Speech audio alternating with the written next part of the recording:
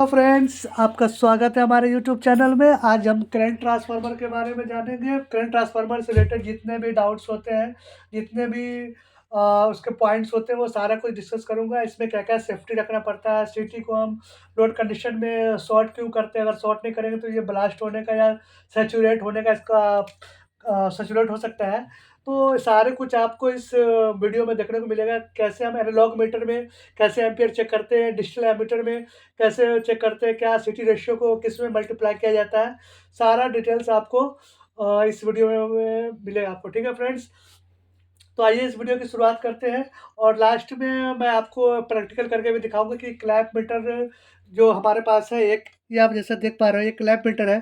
तो कैसे इसका एम्पियर हम चेक करते हैं वो भी आपको वीडियो में फुल डिटेल में आपको प्रैक्टिकल के साथ दिखाऊंगा, जिसमें एम्पियर मीटर और क्या कहते हैं इस क्लैंप मीटर का वैल्यू जो एम्पियर आ रहा है वो दोनों का सेम आएगा। तो हमारे साथ इस वीडियो में आप लास्ट तक बने रहें। ठीक है फ्रेंड्स, तो आइए हम शुरुआत करते हैं। सबसे पहले ये जानना ज़रूरी है कि करंट ट्रांसफ़ार्मर बेसिकली होता क्या है? करंट ट्रांसफ़ार्मर एक ऐसा ट्रांसफ़ार्मर है जो अल्टरनेटिंग करंट को रिड्यूस करता है आउटपुट में। ठीक है फ्रेंड्स? ये मेनली करंट को, हाई करंट को मेज़र करने के लिए यूज़ करते हैं। जो हमारा एम्पीयर मीटर होता है उसमें इतना मतलब कि ज़्यादा एम्पीयर को आप मेज़र नहीं कर सकते हो। तो हाई अगर करंट को मेज़र करना है तो हमें ये सीटी लगाना ज़रूरी है। ठीक है फ्रेंड्स? अब इसको स्टेप अप ट्रांसफार्मर क्यों कहते हैं? क्योंकि इसमें क्या होता है कि जो प्राइमरी वोल्टेज होता है, उसको इंक्रीज़ कर देता है, और जो प्राइमरी करंट होता है, उसको ये डिक्रीज़ कर देता है सेकेंडरी में। मान लें कि अगर प्राइमरी वोल्टेज 10 है, तो जो सेकेंडरी वोल्टेज होगा वो 100 हो सकता है, या 80 हो सकता है, 50 हो सकता है। ठीक है फ्रेंड्स? और जो करंट होता है वो रिड्यूस हो जाता है। ठीक है फ्रेंड्स?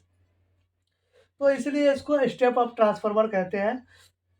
अब इसका जो फ़ॉर्मूला होता है, ये जो है एन जो है वो नंबर ऑफ टर्न्स है। ठीक है फ्रेंड्स? ये नंबर ऑफ टर्न्स है प्राइमरी का, और एस ये है ये सेकेंडरी का। एनएस का मतलब number of turns in secondary. तो इसका जो रिलेशन जो होता है, करंट ट्रांसफार्मर का जो रिलेशन होता है वोल्टेज के साथ, वो नंबर ऑफ टर्न्स के प्रोपोर्शनल होता है। अगर मान लीजिए जाए कि जो नंबर ऑफ टर्न्स प्राइमरी में है, तो वो वोल्टेज उसके प्रोपोर्शनल होगा, और नंबर ऑफ टर्न्स सेकेंडरी में जो है वो उसके वोल्टेज प्रोपोर्शनल में होगा। ठीक है फ्रेंड्स? लेकिन जो करंट के साथ इसका रिलेशन है, मान लिया कि जो हमारा पहले इसको थोड़ा समझा दूँ मैं वोल्टेज वाले को, कि अगर मान लें कि जो एक सीटी है, सीटी में बेसिकली क्या होता है, ये देखो फ्रेंड, ये जो सीटी है, क्लैम्प मीटर में मैं आपको दिखा रहा हूँ, ये इस क्लैम्प मीटर का ये सीटी है फ्रेंड्स, ठीक है? तो इसमें कई सारे वाइंडिंग होते हैं, नंबर ऑफ टर्न्स ज़्यादा होता है, लेकिन जो इसका प्राइमरी वाइंडिंग होता है उसमें सिंगल कोर होता है जनरली। ये देखो फ्रेंड्स, मान लें कि ये जो हमारे पास एक मार्कर है, वो ये क्या कहते हैं सिंगल कोर है। तो जस्ट इसमें ऐसे ये जो सिंगल कोर है, इसी सिंगल कोर में जितना करंट फ्लो कर रहा है, उसी को ये जो क्लैम्प मीटर है, वो यहाँ पे मेज़र करेगा। ठीक है फ्रेंड्स? जो भी करंट इस मार्कर के मान लें कि एक ये आर फेज है इसमें, ठीक है? आर फेज सप्लाई जा रहा है, तो जितना करंट ये ड्रॉ कर रहा है, वही इसको यहाँ पे डिस्प्ले पे शो करेगा। ठीक है फ्रेंड्स? फ्रेंड्स, अब मैं आपको समझाने की कोशिश कर रहा हूँ कि ये जो सेकेंडरी वोल्टेज है, ये कैसे स्टेप अप ट्रांसफार्मर है, तो इसका सेकेंडरी वोल्टेज कैसे हाई हो जाता है। ठीक है फ्रेंड्स? तो इस फार्मूला से हमने यहाँ पे निकाला है वैल्यू वीपी, ये इसको और इसको यूज़ करके ये फार्मूला हमने निकाला है। ठीक है फ्रेंड्स? अब इसको हमने जैसे ये सेकेंडरी वोल्टेज है, तो सेकेंडरी वोल्टेज क्यों इंक्रीज़ कर जाता है, उसका रीज़न ये है कि मैंने आपको पहले ही बता रखा था कि जो करंट ट्रांसफ़ार्मर है, वो करंट को रिड्यूस करता है और वोल्टेज को इंक्रीज़ करता है। ठीक है फ्रेंड्स? तो सेकेंडरी में जो करंट है हमारा, वो कम हो जाएगा, तो ज़ाहिर-सी बात है कि इसकी वैल्यू इंक्रीज़ कर जाएगी। ठीक है फ्रेंड्स? तो जब ये कम होगा, तो ये सेकेंडरी वोल्टेज ज़्यादा होगा, और ये अगर ज़्यादा होगा तो सेकेंडरी वोल्टेज हमारा कम होगा। ठीक है फ्रेंड्स? तो इसीलिए ये सेकेंडरी, चूँकि जो करंट ट्रांसफार्मर है, वो सेकेंडरी में करंट को रिड्यूस करता है, तो ये इसका वैल्यू जो होता है बहुत कम हो जाता है सेकेंडरी में। सेकेंडरी करंट जो होता है वो बिल्कुल कम हो जाता है, तो इसके वजह से जो सेकेंडरी वोल्टेज हो जाता है वो बहुत ज़्यादा हाई हो जाता है। ठीक है फ्रेंड्स? अब ये करंट का रिलेशन सेकेंडरी में करंट क्यों रिड्यूस होता है, वो भी आपको पूरा इस फ़ॉर्मूले के मीडियम से मैं आपको समझाता हूँ कि ये जो करंट ट्रांसफ़ार्मर है, वो कैसे सेकेंडरी में करंट को रिड्यूस करता है। यहाँ पे इस फ़ॉर्मूले से हमने निकाला है, ये आईएएस को यही पढ़ाने देंगे और जब आप जानते हैं कि जब इस तरह से इक्वेशन बनता है, तो इस फ्रेंड्स अब मैं आपको समझाने की कोशिश कर रहा हूँ कि ये जो सेकेंडरी वोल्टेज है, ये कैसे स्टेप अप ट्रांसफार्मर है, तो इसका सेकेंडरी वोल्टेज कैसे हाई हो जाता है, ठीक है फ्रेंड्स? तो इस फ़ॉर्मूला से हमने यहाँ पे निकाला है वैल्यू अ, वीपी ये इसको और इसको यूज़ करके ये फ़ॉर्मूला हमने निकाला है, ठीक है फ्रेंड्स? अब इसको हमने जैसे ये सेकेंडरी वोल्टेज है, तो सेकेंडरी वोल्टेज क्यों इंक्रीज़ कर जाता है, उसका रीज़न ये है कि मैंने आपको पहले ही बता रखा था कि जो करंट ट्रांसफ़ार्मर है, वो करंट को रिड्यूस करता है और वोल्टेज को इंक्रीज़ करता है, ठीक है फ्रेंड्स? तो सेकेंडरी में जो करंट है हमारा, वो कम हो जाएगा, तो ज़ाहिर-सी बात है कि इसकी वैल्यू इंक्रीज़ कर जाएगी, ठीक है फ्रेंड्स? तो जब ये कम होगा, तो ये सेकेंडरी वोल्टेज ज़्यादा होगा और ये अगर ज़्यादा होगा, तो सेकेंडरी वोल्टेज हमारा कम होगा, ठीक है फ्रेंड्स? तो इसीलिए ये सेकेंडरी चूँकि जो करंट ट्रांसफ़ार्मर है, वो सेकेंडरी में करंट को रिड्यूस करता है, तो ये इसका वैल्यू जो होता है बहुत कम हो जाता है सेकेंडरी में। सेकेंडरी करंट जो होता है वो बिल्कुल कम हो जाता है, तो इसके वजह से जो सेकेंडरी वोल्टेज हो जाता है, वो बहुत ज़्यादा हाई हो जाता है, ठीक है फ्रेंड्स? अब ये करंट का रिलेशन सेकेंडरी में करंट क्यों रिड्यूस होता है, वो भी आपको पूरा इस फ़ॉर्मूले के मीडियम से मैं आपको समझाता हूँ कि ये जो करंट ट्रांसफ़ार्मर है, वो कैसे सेकेंडरी में करंट को रिड्यूस करता है। यहाँ आ गया इसके मल्टीप्लिकेशन में और ये बाय डिफ़ॉल्ट एनएस नीचे है, number of turns in secondary. तो इसमें हो क्या रहा है कि जैसे हम जानते हैं कि आपको पहले ही वीडियो में बताया हमने कि जो करंट ट्रांसफार्मर होता है उसके प्राइमरी में एक वाइंडिंग होता है और सेकेंडरी में नंबर ऑफ टर्न्स ज़्यादा होते हैं। तो जब सेकेंडरी का यहाँ पर एनएस जो डिनोट कर रहा है, मैं लिख दूँ थोड़ा सा, एनएस जो है वो टर्न है सेकेंडरी का, सेकेंडरी टर्न, एक सेकेंड, सेकेंडरी टर्न, ठीक है फ्रेंड्स? तो जैसे कि आपको यहाँ पे भी दिख रहा है कि नंबर ऑफ टर्न्स ज़्यादा है सेकेंडरी में, तो जब इसका वैल्यू ज़्यादा होगा, तो ज़ाहिर-सी बात है कि जो सेकेंडरी करंट है वो रिड्यूस कर जाएगा। ठीक है फ्रेंड्स? आई होप आपको समझ में आ रहा हो, अगर कोई डाउट होगा तो आप कमेंट बॉक्स में लिखें। वो कमेंट बॉक्स में मैं उस डाउट को क्लियर करूँगा कि नंबर ऑफ टर्न्स ये इसका वैल्यू जितना ज़्यादा होगा, करंट जो है सेकेंडरी में उतना ही कम होगा। ठीक है फ्रेंड्स? और इसका वैल्यू जितना ज़्यादा कम होगा, उसका इसका वैल्यू ज़्यादा होगा। लेकिन हम जानते हैं कि करंट ट्रांसफार्मर में जो सेकेंडरी वाइंडिंग होती है, उसमें नंबर ऑफ टर्न्स बहुत ज़्यादा होते हैं। तो जैसे ही ये एनएस का वैल्यू ज़्यादा होगा, तो हमारा जो सेकेंडरी करंट है वो रिड्यूस कर जाएगा। ठीक है फ्रेंड्स? अब ये एक ये भी फ़ॉर्मूला आता है कि जैसे अगर वोल्टेज जहाँ पे इंक्रीज़ करता है, वहाँ पे करंट रिड्यूस करेगा और जहाँ पे वोल्टेज डिक्रीज़ करता है, वहाँ पे करंट इंक्रीज़ कर जाता है। ठीक है फ्रेंड्स? तो इसमें क्या हो रहा है कि जो करंट ट्रांसफ़ार्मर है, उसमें क्या होता है कि वोल्टेज सेकेंडरी में इंक्रीज़ कर जाता है, इसलिए वो करंट रिड्यूस हो जाता है। ठीक है फ्रेंड्स? अब हम इसका सीटी रेशियो कैसे निकालेंगे? सीटी रेशियो निकालने के लिए जो इसकी प्राइमरी करंट है, जो भी इसका प्राइमरी करंट है उसको सेकेंडरी करंट से डिवाइड करेंगे, तो हमें उसका सिटी रेशियो मिल जाएगा। जनरली जो सिटी आता है वो बट्टा 5 और बट्टा 1 में आता है, ठीक है फ्रेंड्स? मान लिया कि 500 बट्टा 5 या 250 बट्टा 1, ठीक है फ्रेंड्स? अब जब इसका सिटी रेशियो निकालना होगा तो इसको 5 से डिवाइड करेंगे, तो ये 100 आ जाएगा, ठीक है? 100 एम्पियर। और जब इसको डिवाइड करोगे 1 से, तो ये 250 एम्पियर आ जाएगा, ठीक है फ्रेंड्स? तो ये इसका सिटी रेशियो निकल गया। अब ये कैसे मतलब कि शो करता है, अगर मान लिया जाए कि हमारे पास 500 बटा 5 का सिटी है, ठीक है फ्रेंड्स? तो ये जो प्राइमरी वाइंडिंग है उसमें अगर 500 एम्पियर का करंट फ्लो करेगा, तो जो सेकेंडरी में जो हमने एम्पियर मीटर लगा रखा है, उसमें सिर्फ 5 एम्पियर शो करेगा। मान लिया कि अगर हम इस वायर से, प्राइमरी वाइंडिंग से अगर 1000 एम्पियर करंट फ्लो कर रहा है, तो इसमें जो है वो 10 एम्पियर ही शो करेगा, ठीक है फ्रेंड्स? इसके रेशियो में शो करता है। अगर मान लीजिए कि इसमें जैसे इसको डिवाइड किया तो 100 आया, तो अगर माना जाए कि इसमें 100 एम्पीयर अगर फ्लो करेगा, तो इसमें जो करंट शो करेगा वो 1 ही एम्पीयर शो करेगा, ठीक है फ्रेंड्स? इसके रेशियो में शो करता है। प्राइमरी वाइंडिंग में जितना करंट फ्लो हो रहा है, उसके प्रोपोर्शनल में सेकेंडरी में हमें करंट मिलता है, ठीक है फ्रेंड्स? अब इसमें दूसरा बात ध्यान देने वाला ये है कि एनालॉग एमीटर में ये थोड़ा-सा टूट गया है, ठीक कर दो इसको। हाँ, फ्रेंड्स एनालॉग एमीटर में कैसे इसको मेज़र करते हैं? जनरली जब एनालॉग मीटर हम यूज़ करते हैं तो उसमें देखने वाला बात ये होता है कि जितने बटा का हम सिटी यूज़ कर रहे हैं उतने बटे का एनालॉग मीटर का जो एनालॉग मीटर हम यूज़ कर रहे हैं वो होना चाहिए। अगर हमने बटा 5 का यहाँ पे यूज़ कर लिया 500 बटा 5 का और वहाँ पे 500 बटा 1 हो गया तो वो सिटी जो एम्पीयर जो शो करेगा वो एक्चुअल एम्पीयर शो नहीं करेगा फ्रेंड्स, ठीक है? तो जो जिस सिटी रेशियो का हम जिस सिटी को हम यूज़ कर रहे हैं, वही सेम रेटिंग का हमें उसका एनालॉग एमीटर भी यूज़ करना पड़ेगा, तभी उसको ये एक्चुअल वैल्यू शो करेगा, ठीक है फ्रेंड्स? दूसरा बात ध्यान देने वाला ये है कि एनालॉग एमीटर में क्या होता है कि जो वैल्यू उसमें शो कर रहा है, उस वैल्यू को इसके सिटी रेशियो से मल्टीप्लाई करेंगे, तभी उसका एक्चुअल वैल्यू आएगा। एनालॉग मीटर में एक्चुअल वैल्यू शो नहीं करता फ्रेंड्स, ठीक है? तो अगर मान लें कि यहाँ पर जैसे 500 बटा 5 है, ठीक है? और उसमें अगर 2 एम्पीयर शो कर रहा है, तो उस 2 को इसके सिटी रेशियो से मल्टीप्लाई करेंगे। जैसे 500 बटा 5 है, तो इसका सिटी रेशियो 100 आया, तो उस 2 को 100 से मल्टीप्लाई करेंगे तो 200 आया। दैट मीन्स एनालॉग एमीटर पे जो वैल्यू 2 एम्पीयर शो कर रहा है, वो एक्चुअल एम्पीयर नहीं है। उस 2 को इस 100 एम्पीयर से मल्टीप्लाई करेंगे तो 200 एम्पीयर जो वैल्यू आएगा, वो एक्चुअल एम्पीयर कंज़्यूम हो रहा है। ठीक है फ्रेंड्स? लेकिन डिजिटल के केस में ऐसा नहीं होता फ्रेंड्स।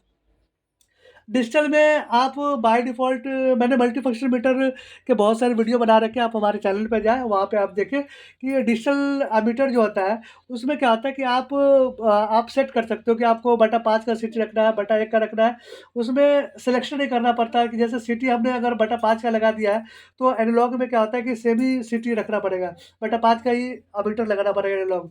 लेकिन डिजिटल में क्या है ऑप्शन रहता है बटा 5 और बटा 1 का आप सिलेक्ट कर सकते हो, ठीक है फ्रेंड्स? और जो डिजिटल एमीटर होता है, उसमें एक्चुअल वैल्यू जितना आपका कंज़्यूम कर रहा है, वो लोड उतना ही शो करेगा। ठीक है फ्रेंड्स?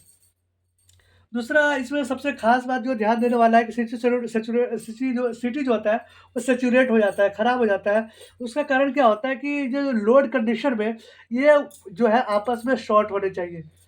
ये शॉर्ट कैसे होता है जब हम उसको पैरेलल में एमीटर के पैरेलल में लगाते हैं, तो वो इंटरनली उसमें जो वायरिंग जो बन के आता है वो शॉर्ट हो जाता है आपस में। ठीक है फ्रेंड्स? तो ये जब लोड कंडीशन में हो तो सीटी को कभी भी ये दोनों वायर को ओपन नहीं रहना चाहिए, दोनों शॉर्ट रहना चाहिए। ठीक है फ्रेंड्स? नहीं तो ये ब्लास्ट हो सकता है, खराब हो सकता है। और ये जो 2 टर्मिनल्स हैं, वो हम एनालॉग मीटर के जो 2 टर्मिनल्स होते हैं, उसमें लगा देते हैं और डिजिटल एम्पीयर मीटर होता है, उसमें भी हम उसके टर्मिनल्स दिए होते हैं, वहाँ पे आप लगा देंगे। ठीक है फ्रेंड्स? और इसमें होता क्या है फ्रेंड्स इसमें एक और ध्यान देने वाला बात ये होता है जब हम सिटी का इंस्टॉलेशन करते हैं किसी बस बार में या कोई जहाँ भी केबल वगैरह जिसका हमें एम्पियर मेज़र करना होता है, जनरली हम लोग सिटी बस बार में लगाते हैं और बहुत सारे जो हाई रेटिंग का करंट जहाँ मेज़र करना है तो वहाँ पे लगाते हैं। लेकिन इंस्टॉलेशन में ध्यान देने वाला बात ये भी होता है कि आप सिटी पर देखोगे तो P1 और P2 होता है। जहाँ से वोल्टेज इंटर कर रहा है, उस साइड P1 होना चाहिए और जहाँ से आउट हो रहा है, उधर P2 होना चाहिए, तभी ये जो करंट ट्रांसफार्मर है वो एक्चुअल में आपको एम्पियर शो करेगा, नहीं तो नहीं वो गलत शो करेगा, ठीक है फ्रेंड्स? तो हमेशा इसकी जो ये जो P1 और P2 है, वो ध्यान देने वाली बात होती है कि जिधर से हमारा वोल्टेज एंटर कर रहा है या करंट जिधर से आ रहा है, उधर P1 होगा और दूसरे साइड उसका P2 होगा। यहाँ से जैसे मान लें कि हमने ये बना दिया एरो, तो यहाँ से ये करंट एंटर कर रहा है, तो इस साइड से निकल रहा है, तो P1 इस साइड होगा और P2 दूसरे साइड होगा, ठीक है फ्रेंड्स? और दूसरा बात ध्यान देने वाला कि हम इसके सीटी को चेक कैसे करेंगे? मान लें कि हमारा सीटी खराब हो गया हुआ है, तो सीटी कैसे चेक करेंगे? सीटी चेक करने के लिए आप मल्टीमीटर जो है, ये एक मल्टीमीटर तो मल्टीमीटर के जो 2 प्रोब हैं, ये मल्टीमीटर के जो 2 प्रोब हैं, वो दोनों प्रोब आप S1 और S2 पे लगाओगे। फ्रेंड्स हम सिटी खराब है हमारा वो कैसे चेक करेंगे? तो उसके लिए क्या होता है 2 तरह से चेक कर सकते हो आप। एक तो ये कि जो सिटी का जो सेकेंडरी है वो कंटिन्यूटी बोल रहा है कि नहीं, चूँकि ये एक पूरा कॉइल होता है, तो जैसे ये S1 S2 2 प्रोब है, तो इसके S1 S2 2 टर्मिनल्स हैं, तो आप सीटी का जो S1 S2 है, उसमें दोनों मल्टीमीटर के दोनों जो प्रोब है, उसको आप लगाओगे कंटिन्यूटी पे, तो वो कंटिन्यूटी शो करना चाहिए, जो साउंड आता है कंटिन्यूटी का, वो आना चाहिए। दैट मीन्स ये सही है। अगर वो कंटिन्यूटी नहीं बोल रहा है, तो वो हमारा सीटी खराब है। ठीक है फ्रेंड्स? दूसरा हम कैसे चेक करते हैं कि जो हमारा सीटी रेशियो है, उसका फ़ॉर्मूला हम जानते हैं कि primary current by secondary current. ठीक है फ्रेंड्स? तो इससे एक और फ़ॉर्मूला बन के आया नीचे कि प्राइमरी करंट इक्वल टू सीटी रेशियो इनटू सेकेंडरी करंट। ठीक है फ्रेंड्स?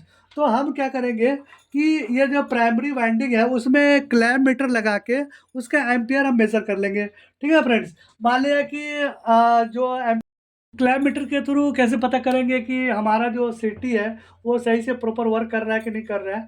ठीक है फ्रेंड्स? जो एम्पीयर हमें शो हो रहा है, वो एक्चुअल में शो हो रहा है कि नहीं हो रहा है, वो देखना पड़ेगा हमें फ्रेंड्स। उसके लिए क्या है कि हमारा सिटी अगर एक्चुअली काम नहीं करेगा, तो उसमें जो डिफरेंस है, जो हम उस एक फ़ॉर्मूला बता रहा हूँ, उसपे आपको ईज़िली आप कैलकुलेट कर सकते हो। ये जो मान लिया कि हमने एज़्यूम कर लिया हमने कि जो प्राइमरी करंट है, वो 100 एम्पीयर है। ठीक है फ्रेंड्स? इस वाइंडिंग से जो है, वो 100 एम्पीयर का करंट फ्लो कर रहा है। ठीक है? और इसका सीटी रेशियो जो है वो 250/5 का है, तो 250 को जब 5 से हम डिवाइड करेंगे, तो हमारे पास 50 एम्पीयर आएगा। ठीक है फ्रेंड्स? और जो एनालॉग एमीटर है, उसमें 2 एम्पीयर करंट हमें शो कर रहा है। तो इसको और इसको मल्टीप्लाई करेंगे हम, तो 50 into, 1 second friends, 50 into 2 equal to 100 ampere. ठीक है फ्रेंड्स? तो हमारा प्राइमरी करंट 100 एम्पीयर आ रहा था, और इस दोनों को मल्टीप्लाई सेकेंडरी में एनालॉग एमीटर में जो सेकेंडरी करंट हमें आ रहा था 2 एम्पीयर, और सीटी रेशियो 50 है, दोनों को मल्टीप्लाई करने पर 100 एम्पीयर आ गया, और ये प्राइमरी करंट के बराबर है। दैट मीन्स हमारा जो करंट ट्रांसफार्मर है, वो बिल्कुल ओके है। ठीक है फ्रेंड्स?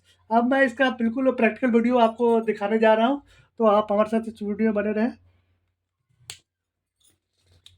फ्रेंड्स, हमारे पास एक सेलेक्ट कंपनी का एम्पीयर मीटर है, और इसमें जो एम्पीयर शो कर रहा है, वो अब मैं आपको क्लैम्प मीटर के थ्रू भी चेक करके दिखाता हूँ। ये क्लैम्प मीटर पे देखो, बिल्कुल एक्चुअल एम्पीयर शो कर रहा है। वहाँ पे 24, यहाँ पे 23.5 है। ये थोड़ा सा फ्लक्चुएशन होता रहता है ये, लेकिन फिर भी ये एक्यूरेट है फ्रेंड्स। ठीक है फ्रेंड्स, इसमें हम करंट मेज़र करने के लिए यहाँ पे सिटी लगा रखा है तीनों फेज में, कि तीनों फेज में कितना लोड चल रहा है, वो इस मल्टीफंक्शन मीटर पे शो करेगा। उसके लिए हमने सिटी लगा रखा है। सिटी के जो वायरें हैं, वो हमने सिटी टीवी के थ्रू इस मल्टीफंक्शन मीटर में लगा रखा है। मैं आपको खोल के थोड़ा दिखाता हूँ। ये देखो फ्रेंड्स, यहाँ से सिटी के जो वायर हैं, वो सबसे पहले इस सिटी टीवी में जाएगा, और इस सिटी टीवी से होते हुए फिर इस मल्टीफंक्शन के ये वो सिटी के टर्मिनल्स है, वहाँ पे हमने लगा रखा है। ये वायर जो है वो कम्युनिकेशन पर्पज़ के लिए यूज़ कर रखा है, कि डाटा, यहाँ से जो डाटा वो डायरेक्ट एचएमआई में हम देख सकते हैं कि कितना एम्पीयर और कितना एक्टिव एनर्जी कंज्यूम हो रहा है, वो डायरेक्ट इसमें हम देख सकते हैं। ठीक है फ्रेंड्स, यहाँ से डाटा ले सकते हैं, और एचएमआई पे सारा डाटा दिखाई देगा। इस जो भी ये मीटर जो है सो वैल्यू को शो कर रहा है, इसका सारा डाटा हम एचएमआई पे ले सकते हैं। ये इसका ऑक्स सप्लाई है, और यहाँ पे हमने 3 फेज़ वोल्टेज लगा रखा है सेंसिंग पर्पज़ से। ठीक है फ्रेंड्स, और इस सिटी पे जो ख़ास बात ध्यान देने वाली ये होता है कि इसका जो इसमें है ना P1 P2 होता है। तो जैसे यहाँ से सप्लाई इस इनकमर से यहाँ सप्लाई है, और इसका आउटगोइंग यहाँ पे है। तो जो इसका P1 है, वो इधर होना चाहिए, और P2 इधर होना चाहिए। मैं आपको दिखा भी देता हूँ थोड़ा सा ज़ूम करके। देखो फ्रेंड्स, ये P2 है। जहाँ आउटपुट होता है सिटी का, वहाँ पे P2 डालते हैं, और जहाँ से सप्लाई आ रही है, वोल्टेज आ रही है, वो P1 साइड होता है। तो इधर हमने इसका P1 साइड है, और इधर हमारा इसका P2 साइड है। ठीक है फ्रेंड्स, इसमें 2 टर्मिनल्स होते हैं, S1 और S2। इसको ये सिटी पे ले जाके, जो हम सिटी टीवी है, उस पे लगाते हैं, और वहाँ से ये वायर इस मल्टीफंक्शन मीटर में लगाते हैं। सिटी टीवी का इस्तेमाल इसलिए करते हैं कि मान लीजिए कभी हमारा सिटी, ये जो मल्टीफंक्शन मीटर है, उसमें कोई प्रॉब्लम आ गया, और हमें मल्टीफंक्शन मीटर को चेंज करना है, तो हम यहाँ से सिटी टीवी के जो वायर अभी देख रहे हो कि जो डिस्कनेक्टेड पोजीशन में है, इसको आपस में कनेक्ट कर देते हैं। उसके बाद आप इस वायर को, मल्टीफंक्शन मीटर को आप चेंज कर सकते हो। सीटी को कभी भी लोड कंडीशन में हम सीटी के सेकेंडरी की ये जो आप 2 वायर देख रहे हो, इसको कभी भी हम ओपन नहीं रखते हैं फ्रेंड्स। इसको हमेशा शॉर्ट, ये दोनों जो वायर है वो शॉर्ट होगा तभी, नहीं तो अगर ये दोनों वायर शॉर्ट नहीं करोगे, अगर सप्लाई जा रही है, लोड कनेक्टेड है, तो ये सीटी जो है वो सैचुरेट हो जाएगी और ख़राब होने के चांसेस है। ठीक है फ्रेंड्स? तो इसीलिए बेसिकली हम सीटी टीवी लगाते हैं, ताकि अगर हमें मल्टीफंक्शन मीटर को है, इस मल्टीफंक्शन मीटर को हमें चेंज करना हो, तो यहाँ पे जो सीटी के जो 2 वायरें आ रही हैं, उसको आपस में शॉर्ट कर दें S1 S2 को, उसके बाद आप इसको चेंज कर सकते हैं, फिर सीटी ख़राब नहीं होगा हमारा। ठीक है फ्रेंड्स?